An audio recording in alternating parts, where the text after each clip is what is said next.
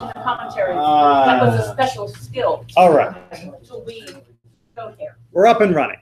Okay, so we need to, as we are about to plunge into Tetzaveh today, we need to get our timeline.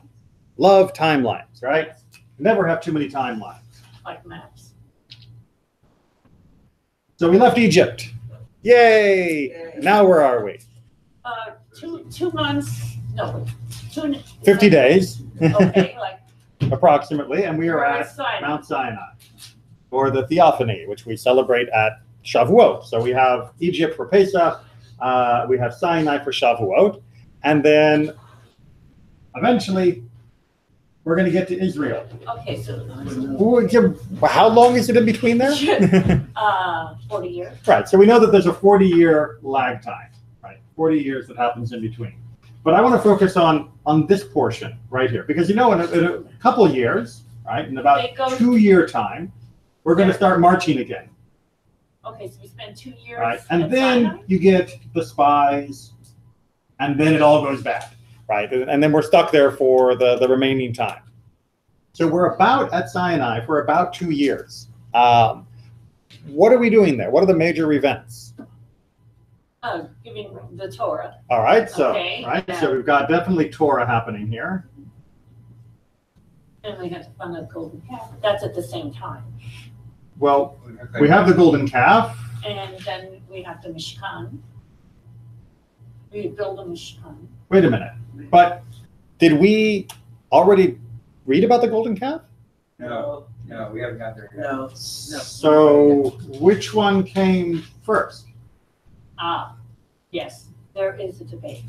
Which came first? Did we build the Mishkan and then have the incident of the golden calf? Or did we have the instructions about the Mishkan, have the golden calf, and then build it, the Mishkan? Or did we get the instruction, or did we get the golden calf, then get the instructions, and then build? It's a little unclear. That's right, because I'm looking around the room, I'm seeing a lot of foggy expressions, right? So part of our answer to that is going to come from how we imagine what the Mishkan is meant to do, of what the Mishkan is. So in order to get to that, we're going to have to look into the people who were running it. And through the commentary about them, we're going to try and unpack where this debate focuses and how both sides can be right, even though a timeline may not look like it. Okay, so we're going to start actually in chapter 29 of Exodus. This is page 511 if you're in the Eitz Chaim Chumash. Moses went up on the mountain to get the Torah. More than While once. he was there, right? They built the golden calf before he came down with the Torah. But what about the Ten Commandments? Didn't that happen? That happened prior to him going up. Yeah. And not all the commandments came down at Mount Sinai. We know that others came later. We certainly know that the construction of the Mishkan may or may not have preceded his 40-day jaunt at the top of Mount Sinai. Yeah, it's like we wish there were date stamps on the verses. Wouldn't it be nice if it was like a Twitter feed? It told you exactly when it was entered. Why would they be building a Mishkan if there had been no Torah given? They don't know where they're going. They don't know what they're doing. How are they saying, oh, we have to build an ark for the Torah? But they're already starting to keep parts of Shabbat before the Torah has been given. That's just because Moses told them about the manna. About the manna. Right? That's true. We also know that, at least in the order in which it was written, it seems that Yitro has advocated for an organization of judges. What are they judging if they don't have all of the laws yet? They're judging the routine things that happen within communities. Or perhaps that's out of order. Perhaps that was written at the beginning of Parashat Yitro, named for him, for Jethro, for other reasons than chronology. And this is something we're going to have to try and relax a little bit about. As being good, linear, Western European educated folks, we like things laid out in order, and that's how we would write a book. We may have to let go of that. Let's see. Maybe we should follow the gold. Follow the gold. Follow the money, yeah. Follow the money. Because you have the gold on the ark. Mm-hmm. Then did they take the gold from the Well, let's actually get some, let's get some text. Go ahead. All right, so chapter 29, verse 1. This is what you shall do to them in consecrating them to serve me as priests. Take a young bull of the herd and 2 rams without blemish. Also unleavened bread, unleavened cakes with oil mixed in, and unleavened wafers spread with oil. Make these of choice wheat flour. Place these in one basket and present them in the basket along with the bull and the 2 rams. Lead Aaron and his sons up to the entrance to the tent of meeting and wash them with water. Then take the vestments, clothe Aaron with the tunic, the robe, and the ephod and the breastpiece, and gird him with the decorated band of the ephod. Put the headdress on his head and place the holy diadem upon the headdress. Take the anointing oil and pour it on his head and anoint him. Then bring his sons forward, clothe them with tunics and wine turbans upon them, and gird both Aaron and his sons with sashes. And so they shall have priesthood as their right for all time. Go ahead and read the next sentence because there's no reason for a paragraph You shall phrase. then ordain Aaron and his sons. All right, pause there. All right, so we're seeing that there is this establishment of the Kohanim, of a priesthood. And this is coming as part of the wrap-up to our instructions. We've been told to build the ark. We've been told to build the menorah. We've been told to build the rest of the Mishkan. And now we're being told how to build the Kohanim, how to get them in the right place in the right time to be able to function within this structure that's been created. And the question becomes, why these guys? And what role are they serving? And that can be confused by how we order things. I'd like to apologize for the printout. For some reason, the printer decided to shade a few things and not others. There wasn't supposed to be any shading. So please do not see any shading on the page as important. It's just what's there because the printer was being creative. Had in mind. Yes, well, I'm sure there was some flag somewhere set that said to shade these parts, but I didn't set that. Or if I did, it certainly didn't show up on the screen when I was editing it. All right, so let's talk a little bit about our timeline here, going back to Rashi. Now, this is Rashi on chapter 31, which is later than where we are currently reading, but you'll see why we're reading it today. And in that chapter it says, and he gave Moses the 2 tablets. There is no earlier or later, no chronological order in the events related in the Torah. In fact, that is a Talmudic principle and a Midrashic principle, which means that just because 2 things were written in a certain order in the text does not mean you can automatically assume that one happened before the other. It may very well be. You know, we certainly are not in any doubt that Abraham lived before Moses lived. That's not much of an issue. But, for example, the different chapters in Abraham's life, there is some question of which one came before others. Did Abraham send out Ishmael when he was before the age of 13? When it says that he put Ishmael on Hagar and she carried him away, which would be a little surprising for anybody older than 13 years old to be carried by his mom. On the other hand, Ishmael was circumcised at 13. So did Ishmael return for the circumcision after having already been sent out? So there's a question, even though the circumcision comes before the expulsion, of whether or not those events should be flipped in our mind and were put in other locations for thematic purposes rather than trying to give us a timeline. We already mentioned the story about Jethro showing up and whether or not that happened right at the beginning of the Exodus or whether that happened sometime later. So too, for here. in fact, the incident of the golden calf happened a considerable time before the command regarding the work of the tabernacle was given. All right, so what Rashi is saying, again, channeling the sages from earlier sources, is to say that even though it looks like we had Sinai, we had the Torah, there was the instructions for the Mishkan, which in terms of the text occurs before the golden calf. Draw a little line there. And then you have the golden calf. He says that's not the way that it happened, right? The golden calf, even though it's written about later in the Torah, actually happened here. And this happened somewhere over here long after the golden calf incident itself happened. No? Why? Why would that be a reasonable assumption, even though it looks like the Mishkan instructions are being given first? Just reason. Don't even worry about textual analysis and wordplay and interconnectivity. Just in terms of the logic, what was the big issue of the golden calf incident? Why did the people do what they did? Because people needed some kind of Idol. organized, They wanted spiritual. a focus, yeah. right? They wanted a focus. And had the instructions for the Mishkan been given first, would they really have been at such a loss for what to do? No. Or would they have said, Moses hasn't come back yet, but in the meantime, we can have this Mishkan, and Aaron is going to be the Kohen, he's going to be one of the priests, and we know what we're supposed to build in it out of a gold. It's going to be this ark, and there's going to be the cherubim, what we call cherubs, which I hate that word because it only conjures up fat flying babies, that we're going to build what God has already told us to build. And maybe we'll misuse it because we don't have Moses to guide us, but why in the world would you think to build a cow if you've already been given this whole set of instructions? So simply from a practical, logical point of view, the sages that Rashi is quoting here make a lot of sense. Yeah. And the order that it's been written in the Torah shouldn't prejudice us into thinking that the instructions came before the golden calf mistake. Make sense? Okay. But there were other reasons why. So we had just read to bring one bullock.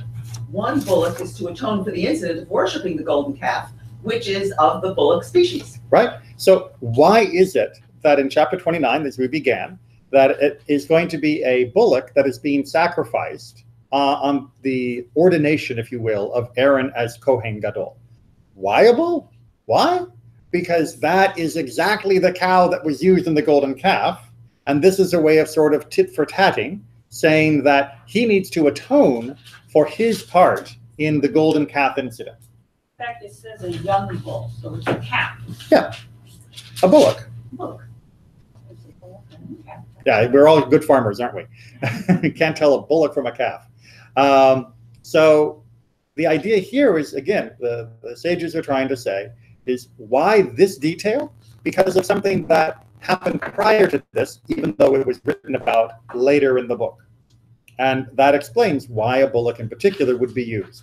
And also explains why what's happening is partly atonement for what had happened. Is at the moment we have a different narrative. All right, we're probably going to need two different timelines here. All right, so this is our confused timeline. But let's imagine we have a clear timeline where we have the Torah being given. We have the Torah being given. Yay for good pens. All right. And then we have, the instructions for the Mishkan. And then we have the calf. And then we have the reconciliation. English needs shorter words. Right, that's one narrative that we could have. And that's the narrative that we have in terms of the order of pages in our book, which is the Torah was given, then the instructions for building the Mishkan, then the golden calf happened, and then there had to be reconciliation between us and God. And then we actually finished building the Mishkan, right? The building happens over here. In this relationship, this time relationship, the golden calf incident is not in any way, shape, or form influencing the need to build the Mishkan. The Mishkan was built for its own purpose, its own structure, its own idea, its own part of our relationship with God, free and independent and totally unrelated to anything else, except for whatever reason it is that God wants us to have a Mishkan. On the other hand, if we flip that part of the narrative, and we do calf, and then we do Mishkan, and probably squeeze in our reconciliation here. And then our building. And then also ask whether reconciliation came before or after the Mishkan. That changes the narrative, right? What's the difference between your spouse is angry with you and you come home bringing a gift? And your spouse isn't angry with you and you come home bringing a gift, and then the next day they get angry with you about something completely different. What's the difference of that gift in the first story and the second story? If my spouse is angry with me and I bring home a gift, what's the narrative? Received reconciliation. I'm seeking reconciliation. I'm trying to show that I want forgiveness, that I want to mend the relationship. If I bring a gift without there being any conflict between me and my spouse, then the gift is usually considered purer, if you will, right? Just a sign of celebrating the relationship. And I'm just being thankful and joyful of the gift that I have of this relationship. And so I'm giving a gift. So where this happens makes a big difference of how we conceive of the Mishkan and the relationship with God and what God was hoping to accomplish from this part forward in that relationship. So this is not just nitpicking.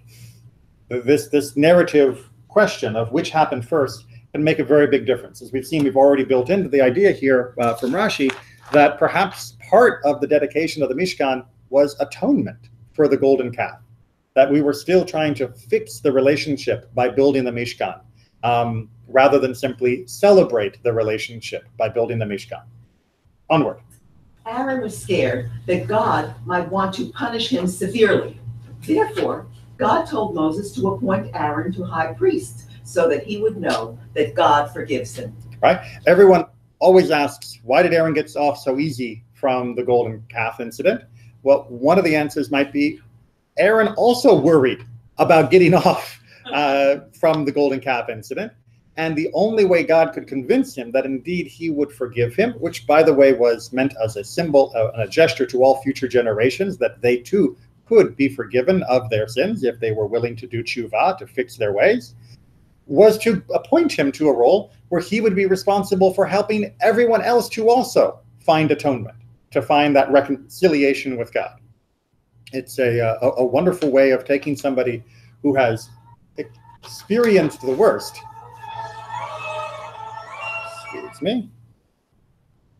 the worst breakdown in the relationship, and after having been reconciled, put them in a position to help others to also reconcile. It's not like somebody with a perfect marriage would be necessarily the best marriage counselor. Perhaps somebody who has had a rocky part in their marriage knows better how to talk to people about the problems they've had and help them overcome them. So that may be what's going on here, says Midrash Tanhuma. And to reinforce that, it goes on to say, why was Aaron instructed to sacrifice 2 rams? Right, remember, we had 1 bull and then 2 rams. This was to protect 2 of his sons from dying as a punishment for the golden calf. Right, that those 2 rams, those were each also atonement for his 2 boys. And that was meant to secure them to also be atoned for what had happened. So again, by dissecting, if you'll pardon the expression when talking about the sacrifices, by dissecting the animals that were involved, the number and the relationship, we can perhaps intuit that there was a connection to a previous act, meaning the golden calf incident. What do we think? Plausible? Well, so it becomes a sin offering in effect. Exactly right. It becomes a type of sin offering. And the idea of the Kohen Gadol offering a bullock is something that becomes part of the Yom Kippur service going forward. All right. Onward now from a slightly different part of Tanhuma. And this is the thing which you shall do to them. This text is related to Proverbs. The wise shall inherit glory. These are the Israelites. But fools take away shame. These are the nations of the world. All right. Need to be explained. It goes on. Now, when did Israel inherit the glory? When they received the Torah from Sinai. Rabbi Yochanan said, 60 myriads of ministering angels descended with the Holy One to Sinai, and they put crowns on the head of each and every one from Israel. All right, so the imagery that's used here is when we received Torah, it was as though we were being crowned by the angels of God directly. I mean, what greater glory could we have possibly had than accepting Torah? Now, the one thing we know incontrovertibly in our timeline is that the giving of the Torah happened before all this other stuff. So what's being set up here in this midrash is the idea that at this moment we were at the pinnacle of our glory by having been given Torah, or in the next paragraph, a slightly different version. Rabbi Abba Bar Kahana said, when Israel stood at Mount Sinai and said in Exodus, we will carry out and obey Na'aseh v'nishma, the Holy One immediately loved them and gave 2 angels to each and every one of them, the one girded on his armor and the other set a crown for him on his head. All right, so the slight difference that's happening there is it wasn't the giving of the Torah that gave us our glory. It was the accepting of the Torah that gave us our glory. Right? Obviously, it had to have been offered before it could be accepted. But the idea that our glory wasn't that we were offered the Torah. The glory was that we embraced the Torah. Okay, I get a little confused with the multiple trips of Moses up and down the mountain. Good. Okay. It is confusing. Okay, when you put up Torah Mm-hmm. and the calf, Mm-hmm. Moses comes down with the tablets. So there's, okay, but Nasiv Nishma mm-hmm. is when, in quotes, the theophany happened. Exactly. And it's more like the oral giving of the Ten Commandments. Right? Yes. Well, and that was the giving, right? So I'll put Torah in quotes here because the precise contents of the written Torah and when it was delivered is subject to debate that we're not going to go into today. But when I use Torah here, I'm speaking more about the experience at Sinai of the Ten Commandments, the theophany, when the people felt the presence of God and understood to some degree, and again, that's a point of debate of exactly how much the people understood and felt personally at that moment, but it was palpable to the entire nation that they were being called by God and commanded by God and bound to a covenant. Right. So they said Nasiv Nishma. Right. As a group. Right. And to that, responding to that moment. To that moment. Right. And when and then Moses gets the details. Goes up, right. And then they make the calf. So they get in trouble because they had committed themselves correct to the oral. See, I think I saw one too many Hollywood movies. Yeah. Yeah. I mean, the whole Ten Commandments nonsense ruins the timeline completely because it's got, Charlton Heston in a private audience with God getting rock blasted in front of him rather than all with the people hearing it first, right? So how do you blame anybody for breaking a law they haven't heard? It's a big issue in that movie. There are many issues in that movie.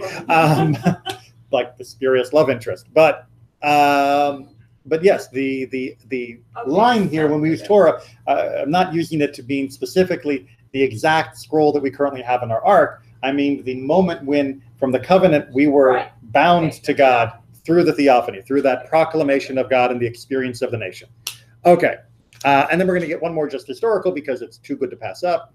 Reb Shmuel said, "The wise shall inherit glory." And this is still our verse from Proverbs. These are David and Solomon who built the temple. But fools take away shame.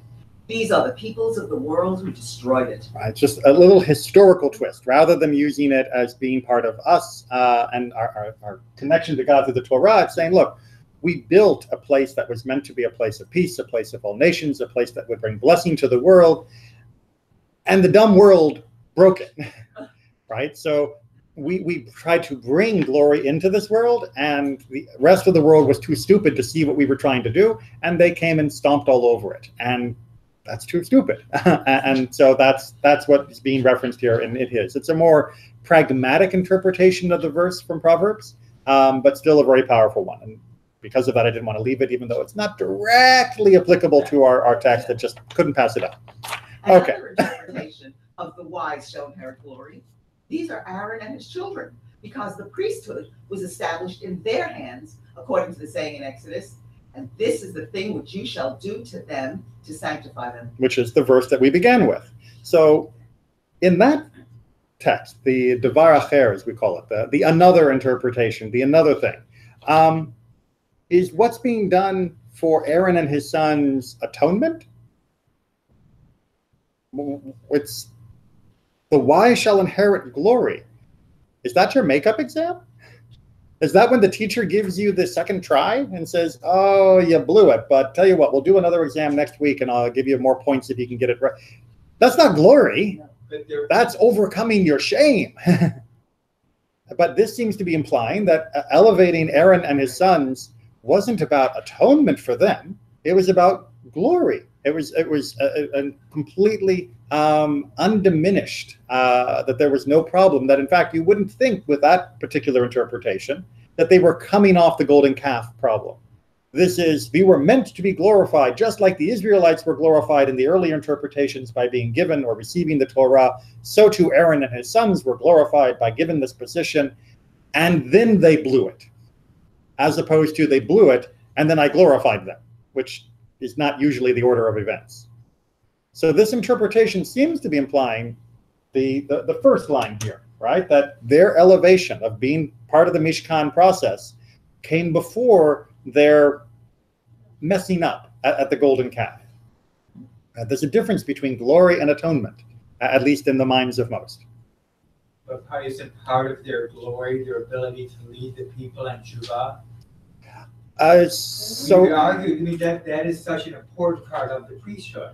Right. So Sisyphus had the glory of moving to the top of the hill as he pushed that boulder up each day. Yeah. But that was his punishment.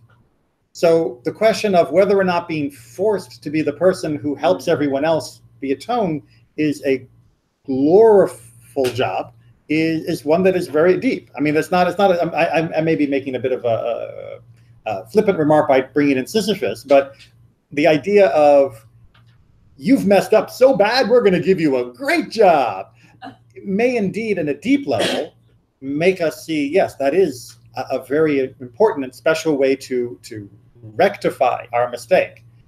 But on the other hand, I'd rather have gotten the job without having to mess up in the first place. You know, to have the glory of helping Israel be the ones to be able to help them to atone without myself having to have made one of the biggest mistakes that our people ever made. I wouldn't want that on my resume as, you know, it's like, you know, when you do the resume thing and they ask you, what's your greatest weakness? You never answer honestly. Right? Well, the reason why I'm gifted to be able to help people do atonement is because I once betrayed God in only 40 days after the greatest spiritual event ever. Yeah, that's I'm not sure. We're going to look at some other candidates. You know, but also the whole thing of Teshuvah is people. The people must have felt just crushed. I mean, and frightened and scared because of what happened to the people. For the ringleaders, yeah. You know, I mean, you know, there was destruction and, I mean, all kinds of stuff. Yep, it wasn't just a waggling of the finger. Yeah. Right. So they must have felt, you know, how are we going to ever get back that relationship that we had? Right. And seeing Aaron being, in a sense, not Elevated. rewarded, but Elevated. gave them hope that they too would be able to have that moment back with God. Right, and which is critical for the relationship we're going to have with God for the next 3,000 years. Yes. But especially at this new point when that was an unusual concept. All right, so let's continue with, and this is the thing you shall do. That's our beginning of chapter 29. This is a different interpretation. This is the thing which you shall do to sanctify them. This text is related to, in Psalms, forever, O Lord, does your word stand firm in the heavens. Rabbi Hakon said, from time immemorial, you have treated us with the measure of mercy. When our father Abraham was cast into the fiery furnace, the angels argued. Michael said, I am going down to rescue him. But Gabriel said, I am going down and rescue him. The Holy One said, I am going down in my glory to rescue him. Wait, stated in Genesis, I am the Lord who brought you out from Ur of the Chaldees. He said to them, to the angels, you shall rescue his children's children. Meaning his descendants. When Hananiah, Mishael, and Azariah descended into the fiery furnace, This is in the book of Daniel. the angel went down to rescue them. Then the angel said in Psalm, forever, O Lord, does your word stand firm in the heavens. You have established the earth, and it stands firm. You are the foundation of the world. All right. Beautiful midrash of God saving Abraham, and then the angels being allowed to save the descendants of Abraham from similar circumstances, of Abraham being in the furnace, which is found in the midrash, and then the other three being in the furnace found in the book of Daniel. But what in the world does this have to do with the ordination of the priests, right? And this is the thing that you shall do to sanctify them. That reminds me of how God has always been merciful and saved our people. Pardon? How does that remind you of that? Any suggestions? Interpretations?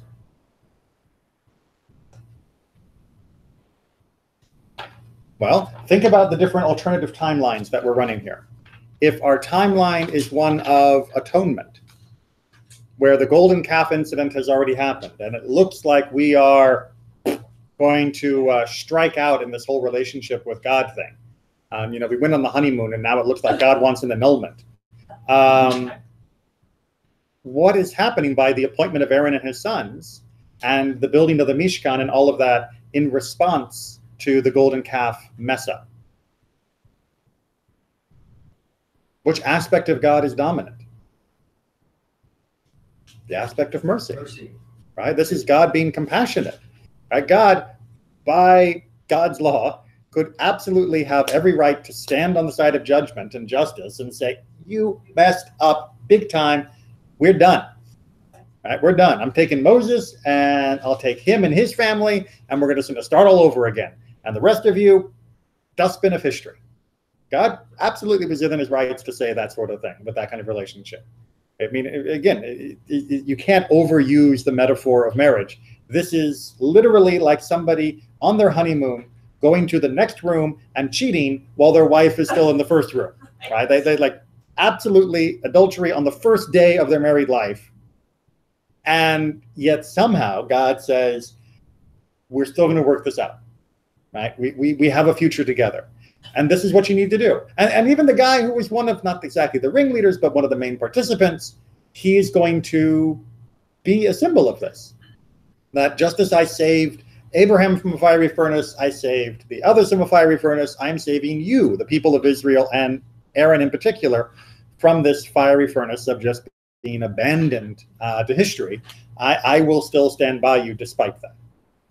Because God is firm. God is consistent, and God is dependable in his compassion and in his mercy and forgiveness. And certainly Aaron had done many good deeds preceding this. Preceding the golden calf. He helped with Moses. He was there. Yes. But remember, mercy and compassion doesn't always mean you've deserved it. No. But it could mean that we deserve it, and that God and God's vision deserves it. That it's more important for the world to see that compassion than it is for the world to see judgment at that particular moment. All right, we're going to run along a little bit here with time. So the question comes, why three? Why three, the bull and 2 rams? To correspond to the 3 glories of the world. The bull corresponds to Abraham in Genesis, where it says, then Abraham ran unto the herd. And the 2 rams are Isaac and Jacob. Right. So Midrash Tanchuma is flipping our narrative again and saying, this isn't about atonement. This isn't a bull because of the golden calf. This isn't 2 rams to spare, as a sin offering for his sons. This is about saying, well, you come from the line of glory. You come from the line of the bull of Abraham and the rams of Isaac and Jacob. You are being ordained with their legacy, with their heritage, with the blessing I gave to them, I am giving now to you to spread through my Mishkan outwards into the people. Right? This is an ultimate statement of gift, which is going to be reinforced. Also unleavened bread. Which you may have noticed was another part of the ceremony. By their merit, I will bless their bread. Rabbi Bar Abba said, when the offerings used to be brought, an Arbelian se'ah produced a se'ah of fine flour, a se'ah of regular flour, and a se'ah of coarser meal, a se'ah of coarse bran, and a se'ah of variegated flour. All right. How many of you have ever been to a mill? No. I mean, an actual mill where you poured in the wheat and it grinds up and you get flour out. That's what they're talking about here, which is if you bring a se'ah of your material, which is like, let's just use the word bushel for the time being, and you dump it into the mill, are you expecting to get out the full sack that you brought in of flour? No. No, it's got to wear it down, and you have to sift and sort, and you get rid of all the nasty bits. But what this is saying is that when the Mishkan still stood, when the temple still stood, that you would mill and you would get out more than you had harvested. I mean, it's like one of those old stories of the magic box. You know, you turn the handle and it produces extra thing. It's Rumpelstiltskin spinning straw into gold. It's you're pouring your wheat in, and out of it comes multiple types of wheat that are of all the different things you might need. And that's a blessing. It's a miracle. And that was just normal during those days. And it was because of their blessings. Keep But going. now you bring a seah of wheat to grind, and you only take away as much as you brought, plus a little extra. See how the offerings which were offered upon the altar were beneficial for them? For whatever was offered from a species blessed that species. Right. So what Midrash Tanhuma here is indicating is that there was an almost sympathetic vibration set up in creation, that as we consecrated things on the altar, whether it be grain or meat or wine, as we're going to see, that there was a ripple effect out into the world, that those things that had the sanctity of the altar put into one of them would affect the entire species, that it would be a blessing for all of them, that there was this whole Mishkan system that was set up around the ark and the altar was designed as a conduit to bring blessing into the world by what we brought to it. Very different than the concept of this is atonement, isn't it? Right? This is not the Mishkan being given because we messed up. This is the Mishkan being given because this is going to be the goose that lays the golden eggs. Right? This is an instrument for bringing blessing into the world, not an instrument for only bringing atonement into the world, which is going to be emphasized in the next passage. When Israel was exiled to Babylon, Ezra said to them, "Go up to the land of Israel." But they were unwilling. The Holy One said, "When you offered the showbread, you sowed little and brought in much." Which is the ideal if you're a farmer, right? You do a little bit of work and you reap an awful lot. Now you have sown much and brought in little. Taken from the prophet Haggai. You eat without having enough. Or Haggai, sorry. You drink without having enough. Ever since libation of wine has ceased. You have put on clothes without being warm. Ever since the vestments of the priesthood ceased. The prophet Habib said, That's Habakkuk, yeah. Oh, Habakkuk. The prophet Habakkuk said, "For the fig tree shall not blossom ever since they abrogated the first fruits. There is no yield on the vines ever since they abrogated the drink offerings. The work of the olive has failed ever since they abrogated the oil of olives for the light." Right? So what these prophets are saying in general is things aren't as good today as they used to be. Right? That's what the prophets, which are the italicized words, are trying to say. Good old days. The good old days, exactly. I mean, but it isn't nostalgia. This does seem to be that the trees don't produce like they used to, the vines don't produce like they used to, the clothes don't keep us warm like they used to. And in their days, they were probably speaking very, very literally, meaning that the land was no longer as productive, which we know that the Israelites didn't keep the sabbatical years, and that was always said from Leviticus onward, that would lead to the land not being productive. We also know that the overall skills of the people were diminished because of the captivity in Babylon and destruction of our industry and disruption of trade routes. So on a very practical level, they were probably true, that the food was not as good as it used to be, and stuff just wasn't as good as it used to be. You can almost imagine someone during the Great Depression in the US saying, you know what, we used to have this kind of food on our table and that kind of food on our table, and we'd get new shoes every month or every year. And now with the Great Depression, we're lucky if we get this. And that's probably what the prophets were saying. What the sages are doing is tying that together to say, but look at the list of the things they're focused on. The things that they're focused on are the things that were brought to the altar, are things that were brought to the Mishkan, which, as a corollary, if the things now are no good because the altar is gone, then that means the altar was given. The reason for the giving of the altar was to give us blessing, was to bring that into the world. And we messed it up, / the other nations, when they destroyed what we had, messed it up. But they only destroyed it because of us. But that's a whole nother discussion. So what's being said here in this part of the Midrash is more in line with the idea that the Mishkan was a freestanding gift of blessing that God was trying to give us, a way for us to not only connect to God, but to help magnify, multiply the blessings that we would experience in this world. Making sense? Okay, a little more. Ben Gamliel said, "Since the day that the temple was destroyed, There has been no day in which there was no curse. It is so stated in Psalms, and God is angry every day. In the world to come, however, the Holy One will restore the blessings which it had acquired, as stated in Ezekiel. But you, O mountains of Israel, shall bring forth your branches and raise up your fruit for my people Israel, because they are soon to come. Okay, so again, a very straightforward interpretation that the temple was destroyed and now there is only curses in the world. Not only, but at least every day there's something bad, which, you know, you don't have to go too far to find an example of something bad most days. On the other hand, when the temple will be restored, when the world to come happens, when we end up in the Messianic days, that's going to be flipped, right? And everything will be better again. We will have the blessings that we used to have brought back into this world. Make sense?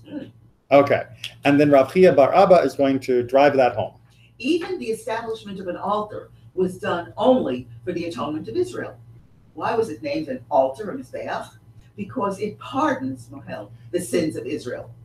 Because it is a good memorial, zikaron, for Israel.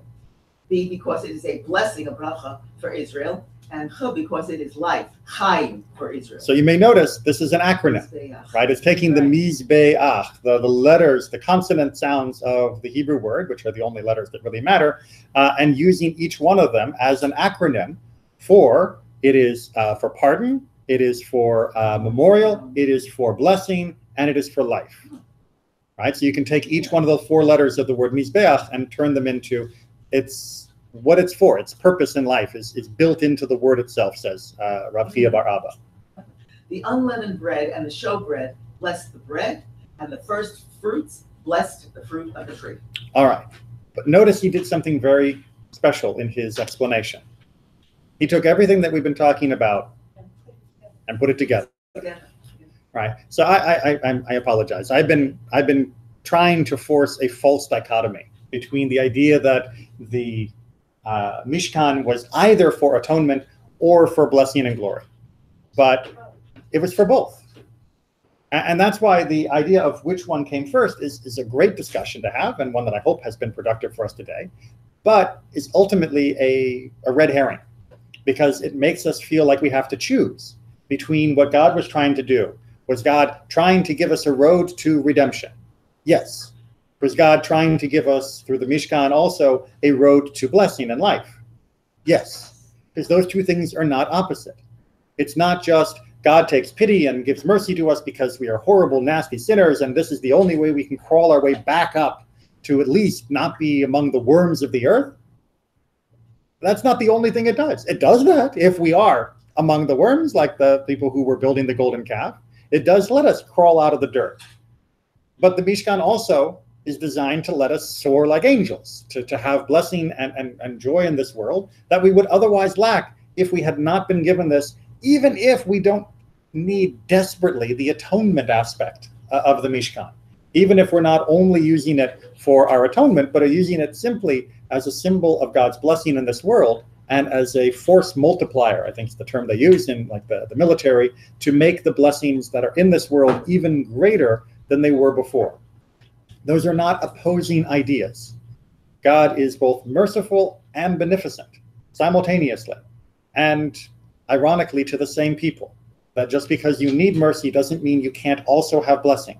And just because you're enjoying blessing doesn't mean you also don't need to fix a few things and have that forgiveness for those things.